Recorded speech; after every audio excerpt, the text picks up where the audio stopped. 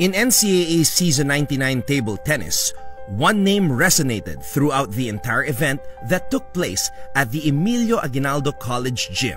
Hans Dominic Lucero of the Benilde Blazers was absolutely amazing as he dazzled everyone in attendance, including his opponents, after winning all of his 10 matches, 9 singles and 1 doubles.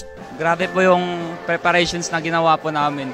Halos isang taon na po kami nagtitraining para lang sa NCAA na ito. Lucero won both of his singles matches against Peter Carlson Mercado 11-7, 12-14, 11-1, 11-5, and Matt Andrew Ramos 11-7, 11-3, 11-7 to lead Benilde to a 3-1 victory over San Beda University in the finals.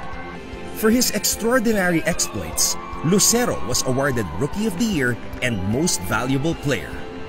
Benilde head coach Bong Palermo was aptly named Coach of the Year, while Mapua University's Raul Malien III was named Freshman of the Year.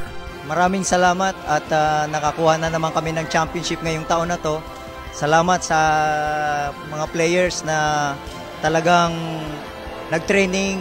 Meanwhile, the University of Perpetual Help made history by capturing the women's and juniors titles for the first time ever. Narating ng mga bata ang stage na ito, pinaghirapan nila puyat gabi-gabi. Christian May Santillan led the Lady Altas to victory in the finals over San Beda 3-2, earning her 3 awards: Rookie of the Year, Freshman of the Year, and Most Valuable Player.